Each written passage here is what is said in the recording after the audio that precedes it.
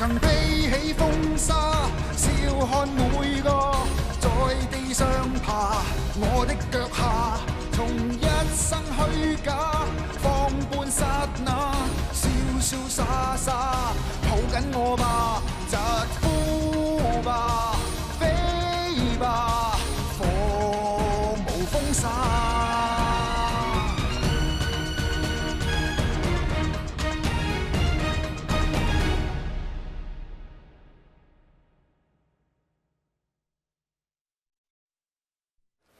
春分俾賊劫係不幸，亦係無辜。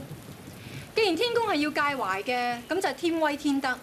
我哋凡夫俗子又邊敢辯駁啊？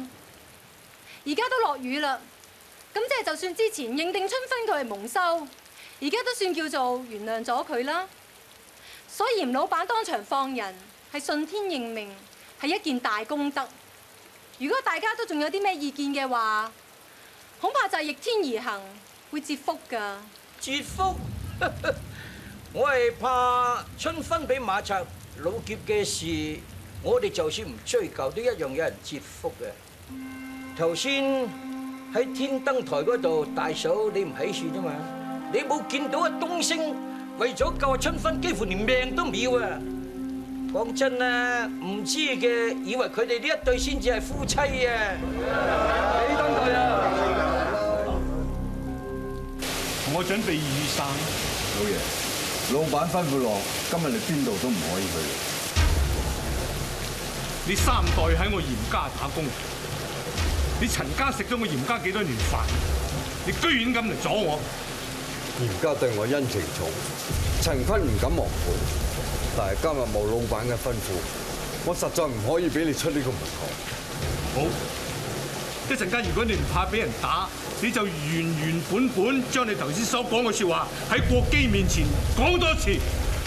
老爺，國基叔佢話咧，暫時冇時間理老爺你嘅事啊，叫你自己好自為之。呢支差係阿爹早前喺省城揾人打造嘅，佢哋分唔清楚邊個嚴老爺、邊個嚴老闆，接落喺我手上。但我發覺呢支差上邊刻有己有年呢幾個字，所以我先為佢着急。我冇話小翠佢做過啲乜嘢錯事，畢竟知父莫若子，係阿爹佢一廂情願都唔出奇。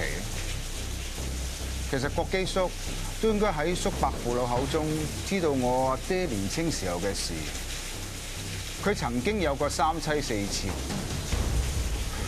人老可以心不老嘅。為人子女者，既係欣慰，亦係憂心。所以我暫時調小翠出工場，都係為咗未雨綢繆啫。今日呢個話題就咁算啦。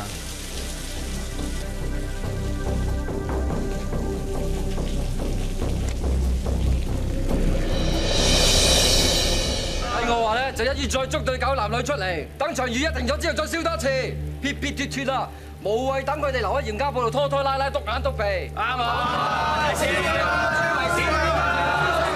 對唔住，我遲到。嚴老闆，你冇遲啊？嚴老爺都仲未到。阿爹佢染咗重病，佢唔會嚟嘅。大哥重病，幾時嘅事啊？其實呢咁多年嚟，阿爹都已經早唔過問嚴家鋪嘅瑣碎事。今次驚動到佢老人家，同時亦影響到佢舊病復發，所以我希望大家以後都唔好再騷擾佢。但係春分同東升嘅事，總要有個人出嚟講句説話喎。好，呢句説話就由我嚟講。剛才宋東升只係救人心切，所以我唔覺得佢哋兩個之間有啲咩奸情在先。老闆，但係剛才宋東升嘅行為，你都有眼見嘅啦。我當然見到啦，係咁啊點啊？我正話都有份阻止啲衝動魯莽嘅子侄做傻事，唔通咁樣又話我同春分有私情？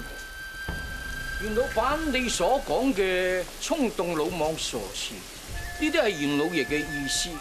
今日要息事寧人，我睇要袁老爺出嚟同我哋大家講多2句説話好啲喎。我睇不必啦。如果再要阿爹為其他人嘅事動氣傷神，我怕佢個病會重深。眼前我會盡快送佢出省城揾個名醫治理。期間希望你哋唔好再令佢老人家辛苦。不過我哋啲父老認為，宋叔喺嚴家鋪上，從來就由老闆話事。呢個老闆咁多年嚟都係我。你唔好話俾我聽，到今時今日你先至唔記得啊！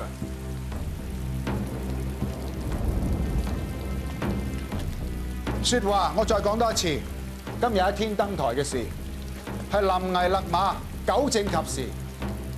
往日春分被賊劫蒙羞已經雨過天青，今日東升同春分之間並無半點缺德敗行，呢個就係我嚴萬禧嘅裁決，大家聽唔聽到？阿爹，係萬禧啊！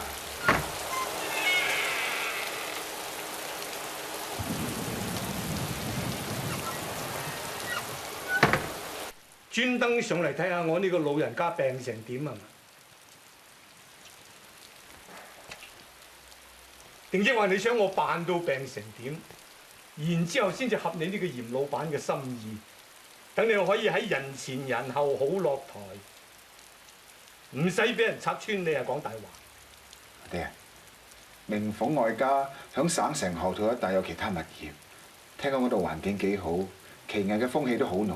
你過到去一定唔會悶嘅。萬禧，你以為真係咁容易？話送我走就送我走啊？萬禧唔係以為啲乜嘢，我咁做係萬禧真係有咁嘅本事。就憑你今時今日，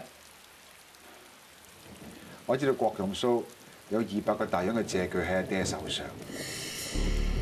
其實喺1年前，我同佢個仔私底下喺三元一帶開咗間鋪。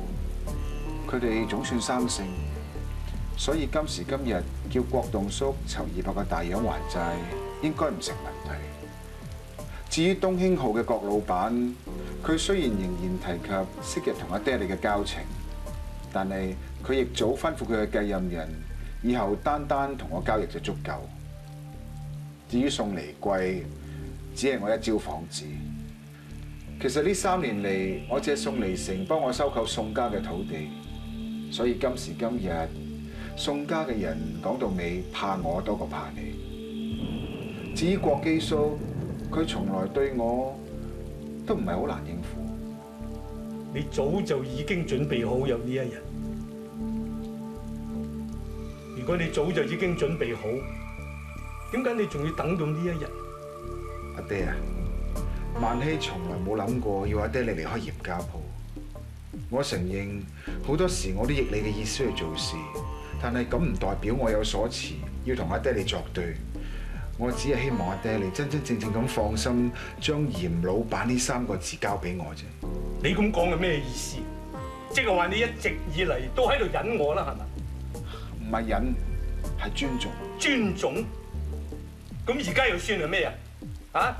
你要我咁樣離開嚴家鋪，又算係咩嘢尊重啊？爹，其實喺咁多年嚟，咁多件事件中，萬禧到最後都冇咁做，係因為萬禧好想留喺阿爹身邊侍孝。其實我好希望你明白我嘅苦心。山上邊嘅事情都叫做一一解決咗，所以阿爹你亦都好應該放心俾我做呢個嚴老闆。就憑你頭先所講嗰幾句說話，我就已經唔放心俾你去做呢個嚴老闆。你根本一直都想反我，要反你咪反啦，做咩要言辭掩飾、惺惺作態得㗎？你做得嚴老闆，你就應該有嗰份得罪人嘅本色。阿爹啊，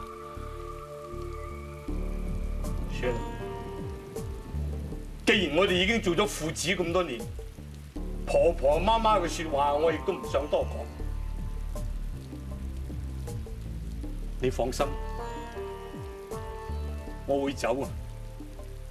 不過我想講最後一句說話，就係我走咗之後嘅日子，你以為你呢個嚴老闆會唔會好似你諗咁容易做？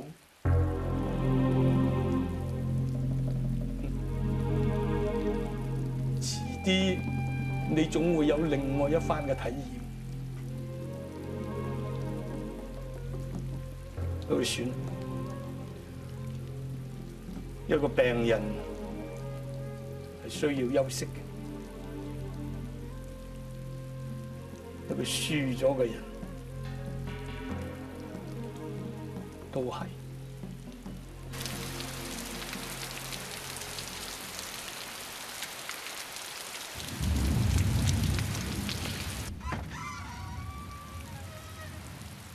老爺、姑奶奶，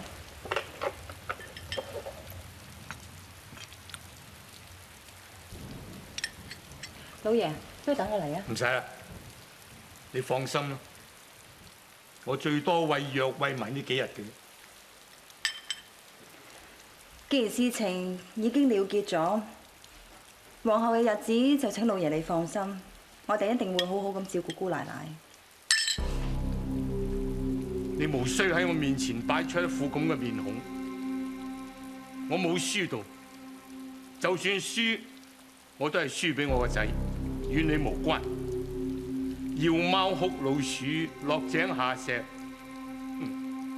你未夠資格。老爺同萬希之間嘅事，明鳳唔想再多講啲乜嘢。不過作為萬希嘅妻子，明鳳只係想勸老爺一句。萬希係無可奈何之下先咁做。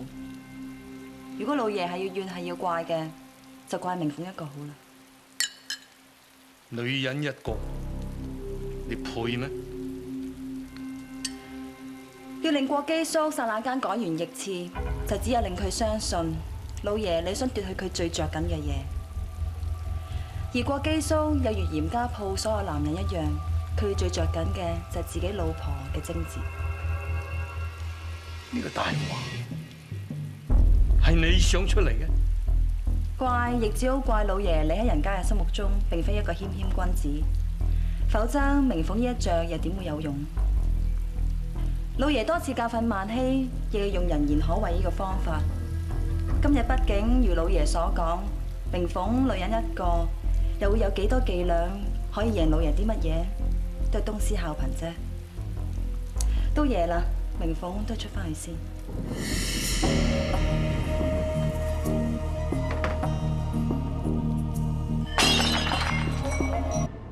上到渡頭，前莊嘅顧三爺會嚟接你哋，一路上聽佢打點就得啦，知道嗎？知道啦，少奶。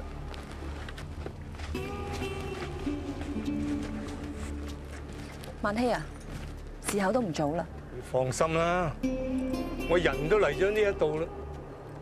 你使驚我唔會走咩？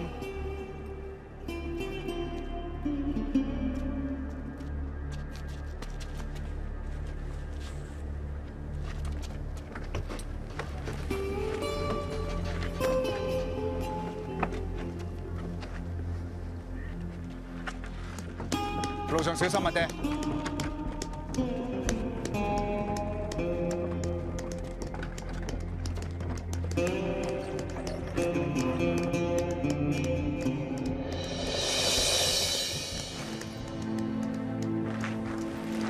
老爺而家唔肯回頭望你一眼，唔代表他朝佢唔會回頭望下自己一生人做過啲乜嘢。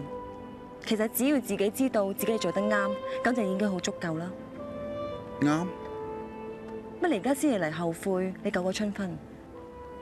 我冇後悔，我只不過唔想今日喺天燈台救佢落嚟，聽日我要親手送佢哋兩個翻上去。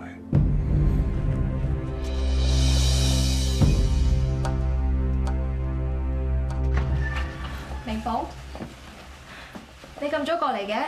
我聽平姑講，佢話你老爺今日要出門，唔得閒過嚟添。你得閒咪得咯，不如我哋出去行下嚟啊！你隻手做乜嘢啊？冇，我喺廚房做嘢嗰陣整親啫嘛，冇嘢㗎。不過我諗我都係唔出去啦。你隻手整親啫，又唔係你個人精神。橫掂話天都落咗雨咁耐，大家困喺間屋裏面咁悶，就當係我悶，你陪我出去啊，好唔好？嚟啊，行！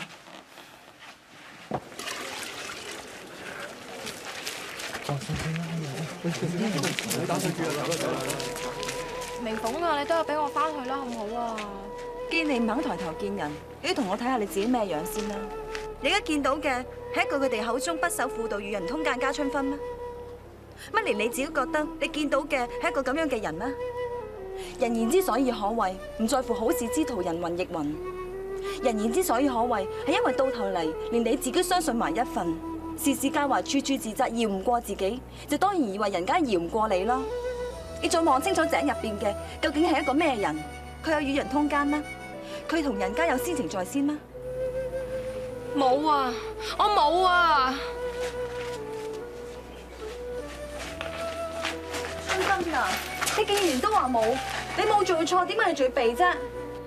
我係冇做過對唔住宋家嘅事，但我有咁嘅念頭已經係足夠啦，根本就冇分別。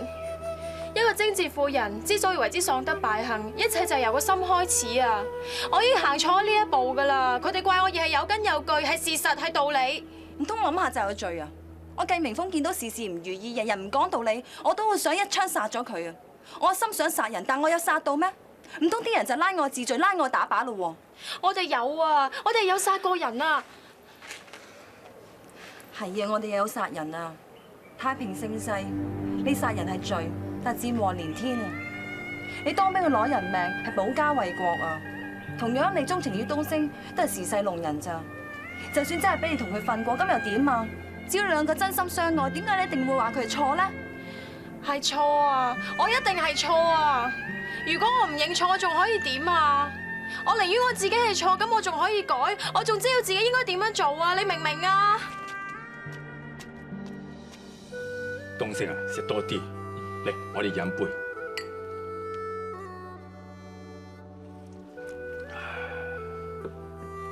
係你馬大叔，你今後有咩打算啊？小強嘅病已經醫好，嚴老闆嘅人情都已經還晒。我哋打正嘅人，始終都係適合四處走動嘅。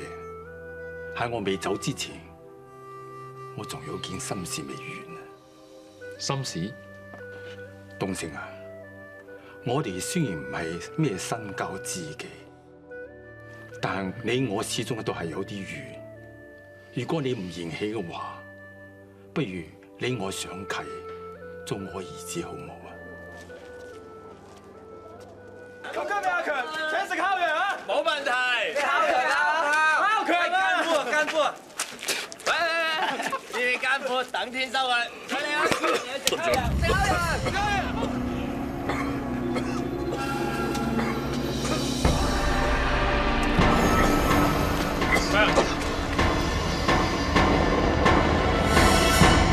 你係同佢有仇啊？想公報私仇？呢個人我根本唔認識。咁點解你又一定話佢係馬賊咧？根本就嫌疑確實。只要我哋能夠令佢招認，咁我哋好自然就可以從佢口中得知真相。真相？當日宋家長房細少奶俾馬賊佬劫過，時日當中究竟有冇俾馬賊侮辱過、毀過名節？照問佢呢個同黨，就可以水落石出，還佢一個清白。你知我知，今時今日大家對春芬嘅閒言閒語都唔單單係為咗佢曾經俾馬賊捉過咁簡單。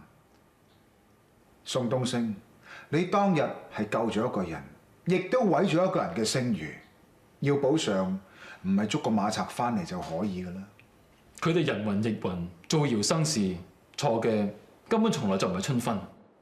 宋東升，你敢唔敢喺我面前講一句？你從來就對宋家少奶冇意亂情迷，從來就心如止水，捨命相救，只不過你一時衝動，救英雄嫌命長。我對春芬確係有情，但叔嫂倫常，我清楚知道我哋之間嘅關係。我對春芬係從來冇越軌所為，以往、現在、將來都係。有時我唔知你係天生大膽啊，定係高估咗我對你嘅包容咧？鍾情於一個人，無愧於心，但同樣嘅教訓，我早已經受過。我會唔會因為中意一個人而去傷害佢？我宋東升心中有數。老闆唔信，我亦冇辦法。我既然喺嚴宋兩族嘅父老面前講過你同春芬係清白嘅，我就唔理真相，我一定要你哋清白。我既係老闆，亦即係你哋宋族嘅半個當家。你今年年紀都唔輕，我就會替你作主，落山揾頭好婚事俾你。要令族人多閒言閒語，我自有一套自己嘅方法。你除咗應承之外，亦都冇其他嘅選擇。你要知道，我可以喺天燈台帶你哋兩個落嚟，亦都可以將你哋帶翻上去。呢件事就咁決定。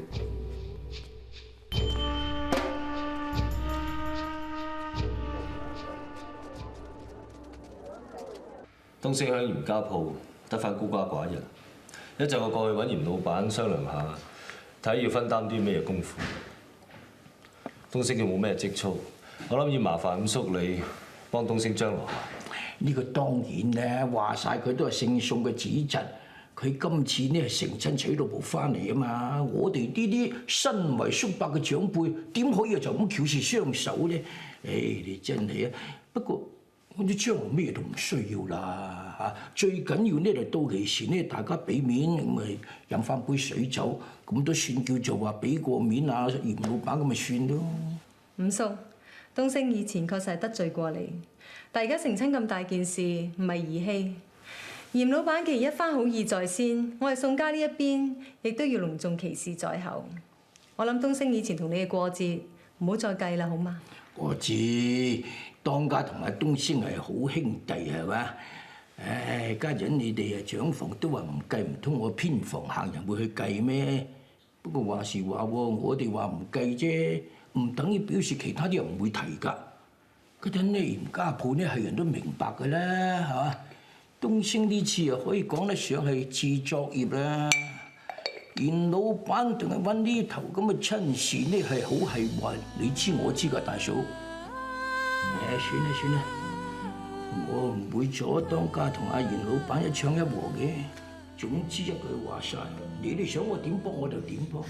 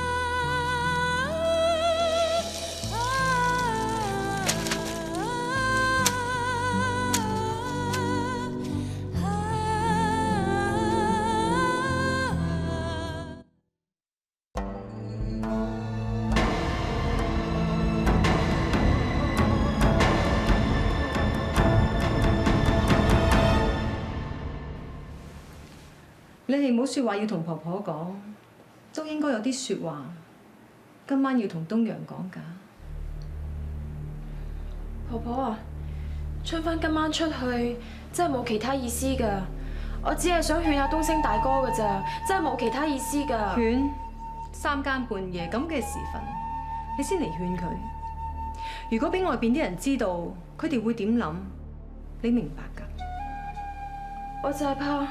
我就係怕出邊謠言太多，我怕東升大哥為咗保住我嘅聲譽，反而委屈咗自己，胡亂咁同其他人成親嚟平息呢件事。如果佢心裏面係問心無愧嘅，就唔需要做任何嘢去平息呢一件事。怕謠言嘅人係因為佢心裏面問心有愧。婆婆啊，我同東升大哥真係冇任何私情㗎，我係佢阿嫂嚟㗎咋，點會有其他諗法咧？你係咁諗啫，但係東升係咪咁諗啊？東升大哥都係當我係阿嫂嚟㗎咋，真係冇其他諗法㗎。連佢心裏面諗啲乜嘢你都咁清楚，睇嚟你真係好了解佢。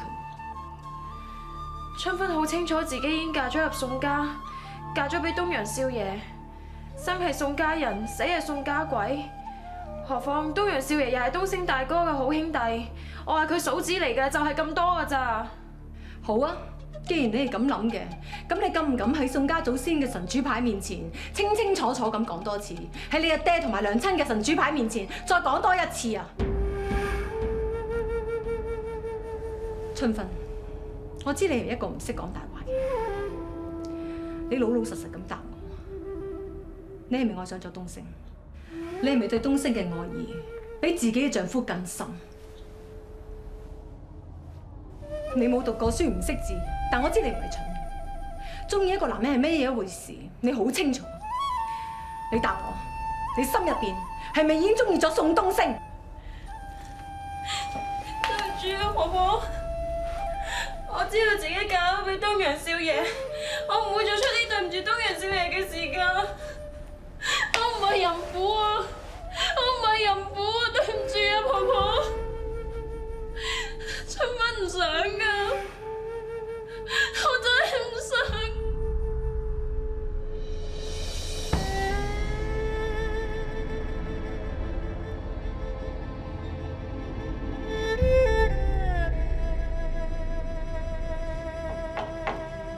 春芬，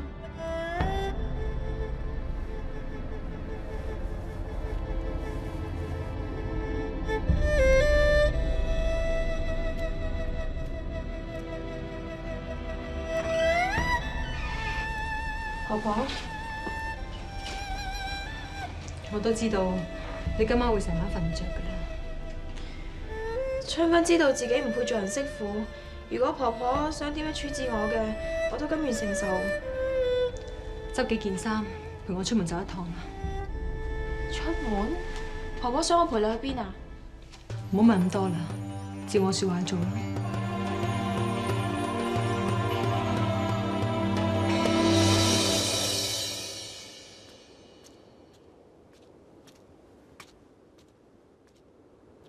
東升大哥，東升大哥，大嫂，咩事啊？係咪都有啲咩緊要事揾我啊？係婆婆叫我嚟，想約你去一個地方。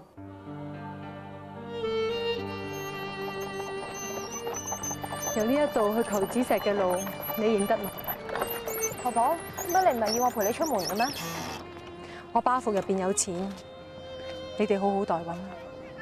我哋落咗山，若然有人問起，你就話我吩咐你幫東陽辦事啦。快啲走啦！過咗中午，求子石就好多人嚟參拜，到時先至會合，就太張揚啦。婆婆，從今以後唔好再叫我做婆婆啦。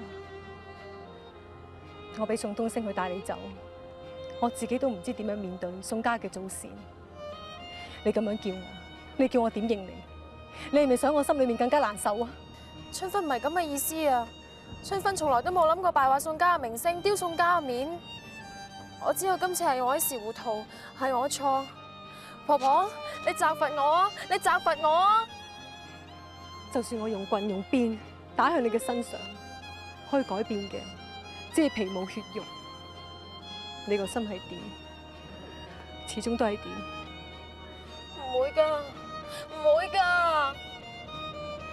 我都係女人，情深錯綜，回頭已晚，當中嘅痛楚，我點會想象唔到？與其我逼你去忘記呢個男人，逼你去做一啲你根本冇可能做到嘅事，倒不如我就成全你哋。冇錯，咁樣做係離經背道、數典忘祖。但或者喺我百年之日睇返轉頭，都叫做積咗一啲福，心裏總算有個欣慰。今日唔理係咪老天爺要同我哋開呢個玩笑，喺牌坊嘅腳下，你同我係宋家就要一刀兩斷。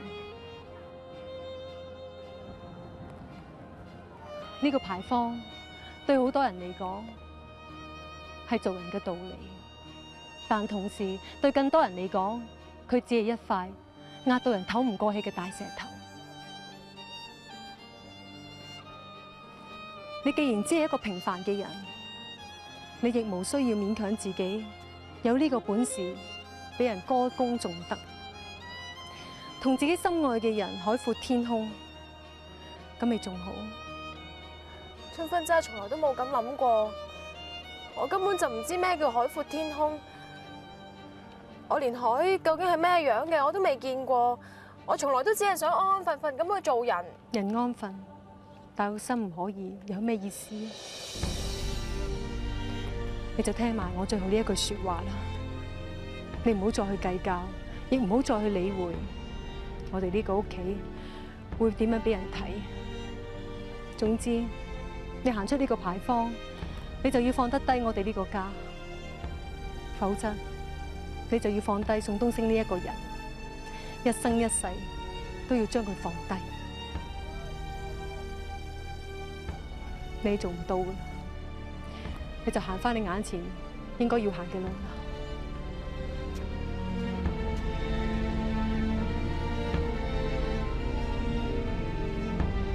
婆婆，我一定得㗎，我一定做得到㗎，我應承你啊，我一定得㗎。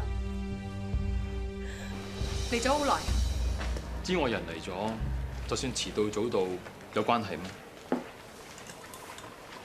長房奶奶約我嚟，想教訓我啲咩説話，實話實説就得啦。睇嚟我想同你講啲乜嘢，你一早已經估到啦。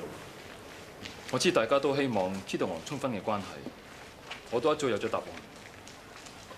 由始至終，我同春芬都只不過係叔嫂，並冇其他關係。就算當日向天燈台嗰個係第二個，我宋東升都唔希望有人好似小卓咁重蹈覆轍，我一樣會去救。就係咁簡單。人前嘅説話你可以講得好動聽，但再動聽嘅説話，如果冇人相信嘅，一樣係冇用。長房奶奶可以放心，我仲要忙住要辦自己嘅喜事，其他嘅事我冇閒情去理。好，既然你明白嘅，我亦可以話俾你知，春芬同你一樣，都唔會胡思亂想。你係咪對佢做過啲咩嚟？你呢個緊張嘅樣，喺我面前俾我睇埋呢一次就算啦。你放心，我並唔係想為難春芬啲乜嘢，我只係要佢明白，俾個機會佢再仔細咁想一想，究竟佢真係豁出去做一啲佢唔應該做嘅事嘅時候，對佢對其他嘅人會構成有幾大傷害，仲會帶嚟啲咩後果咁解啫？而家大家都可以放心啦。既然你接受咗老闆嘅一番好意，你亦都知道春芬會顧全大局，咁以後嘅一切大家都好辦。今次辛苦你一早講過嚟，我亦有事要做，失陪啦。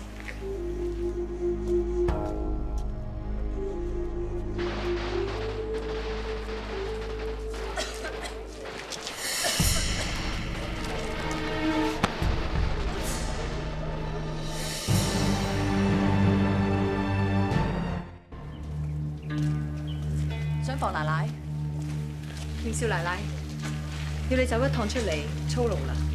究竟係咪春芬出咗事？春芬佢冇事。咁你咁急叫人嚟揾我，又喺度單獨見面，究竟有咩緊要事？客套嘅説話我唔多講。嘅嚴少奶奶出嚟係想你見一個人，一個你府上嘅人。我屋企人？剛才我遇到嚴老闆嘅原配夫人。佢未死咩？佢而家喺邊度啊？喺華大夫嘅藥店。藥店？佢有咩病啊？我唔係大夫，唔敢亂咁講説話。不過見佢衣衫襤褸，氣虛體弱，佢嘅神志好似唔多正常。我知道嚴老闆而家唔喺嚴家鋪，所以我冇將發現佢嘅事張揚開去，第一時間通知嚴少奶奶，等你嚟處理。今次真係勞煩長房奶奶你。嚴大少奶，昔日我同佢都算一場相識。佢當年嘅事，我明白今次佢返嚟一定會惹來閒言閒語。如果嚴少奶奶覺得唔方便嘅話，我大可以接佢嚟卸下安頓，一切就等嚴老闆返嚟先再作決定都未遲。長房奶奶有心，正如你剛才所講，呢個人既係我嘅家人，我當然會接佢返我哋屋企。總之一切，我就先代老闆向長房奶奶你講聲多謝。先前夫人都醒過嚟，但情緒好激動。我俾佢食咗藥之後，我再瞓翻。佢風寒入肺，體質虛弱。夫人好似受過好大嘅打擊，依家仲有失心瘋嘅病徵添。少奶，我已經吩咐咗使人幫少奶你送信落山俾老闆㗎啦。你哋所有人同我聽住，今日發生嘅事唔可以俾外面嘅人知，一切嘅嘢都要等嚴老闆翻嚟先再作決定，聽到嘛？係少奶。咦？頭先明明喺度㗎。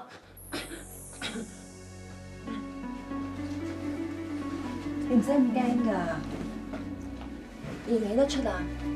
呢度你屋企嚟㗎，你身子唔好，應該上床休息下。如果你唔想瞓覺嘅話，咁你食啲嘢先啦。唔好食啦，污糟啊！一陣間我叫人再俾嗰啲你啦，好唔好？唔使驚㗎，嚟啊！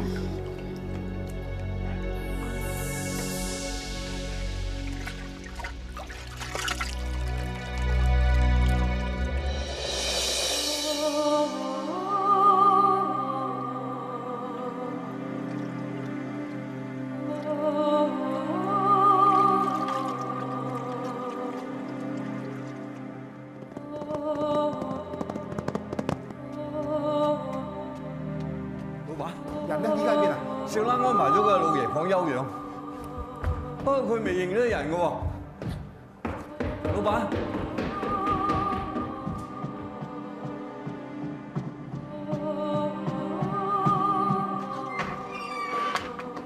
子君，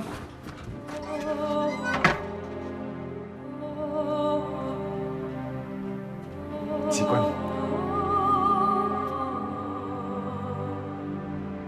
我係萬希啊，子君你唔使驚，你翻到嚟屋企啦，冇人敢傷害你噶啦。你係邊個啊？子君，你同我都冇變到啊！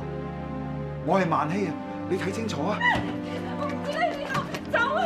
我唔識你唔使驚啊！你已經翻到嚟嚴家鋪啦。我知道你咁多年嚟，你喺出邊受咗好多苦，但係你放心啦，你相信我，唔會做人咁傷害你嘅。子君，子君，係我欠咗你，對唔住，我以後都唔會俾你再受苦，以後都唔會。子君，係我欠咗你，對唔住。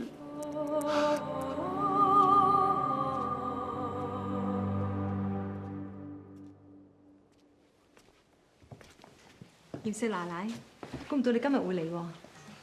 本來我諗住落田收租，好在仲未出門口，先仲可以招呼到你。客氣啦，我見悶，有一排冇見春芬，想嚟睇下佢啫。如果長房奶奶有事忙嘅，請便啦，無需咁快周張招呼。聽講老闆今朝天光就趕翻上山，冇咩事啊嘛？會有啲咩事啊？葉氏奶奶，你千祈唔好誤會。我唔係想多事，但事緣係由我所發現而起。我正係唔想為嚴老闆同埋嚴少奶奶帶嚟麻煩，先至會關心兩句嘅啫。一家人聚首會有啲咩麻煩喎？總之老闆一定會多謝長房奶奶份人情，唔會爭你嘅。我唔係想話要老闆去弄功行賞。事實上，今次嘅事係咪有功，我自己都覺得有啲諷刺。諷刺？你講邊個？老闆定我？希望你唔好見怪。我只係覺得世事難料，天意弄人。我係出於真心關懷嘅啫。咁我諗面啊，長房奶奶對春芬呢位自己人都大話連篇，你對我嘅所謂真心關懷，我受唔起。春芬就喺裏面，我即日入去揾佢，唔使勞煩。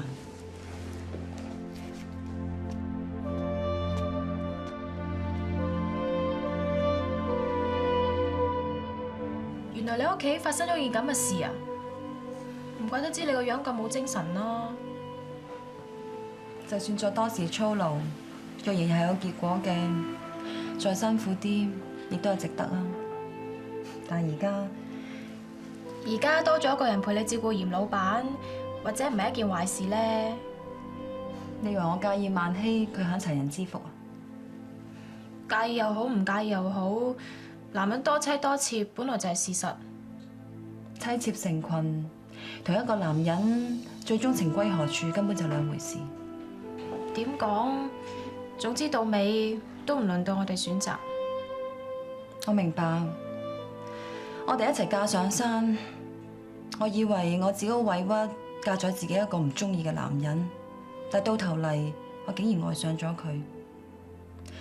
你以為自己好愛你自己丈夫，但到頭嚟竟然中意咗另外一個男人。到頭嚟你又好，我又好，根本就唔到我哋選擇。東陽佢而家做咗當家係會忙啲，但係佢一樣對我好好噶。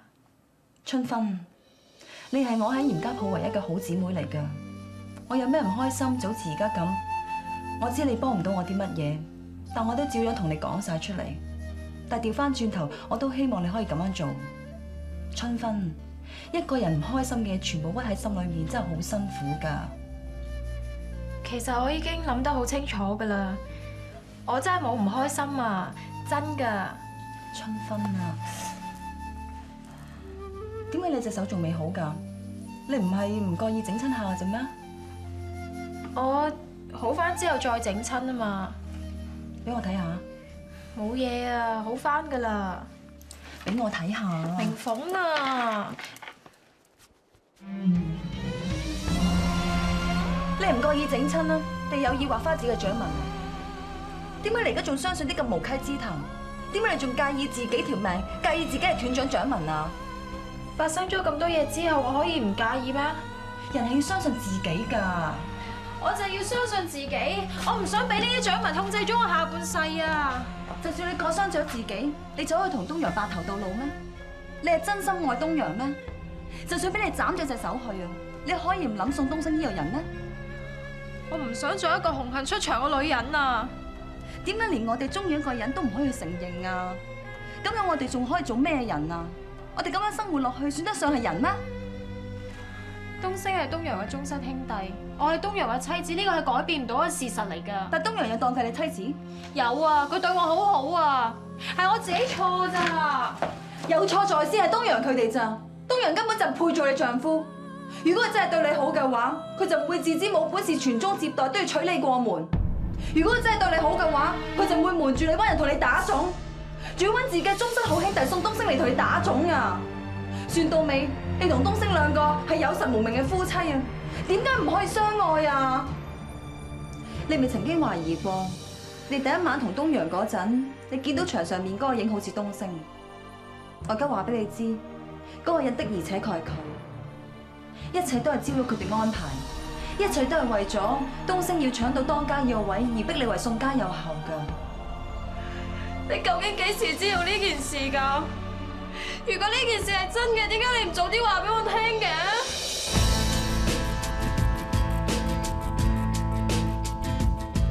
黃沙中都有曾做過的夢，黃土埋着約誓與情路。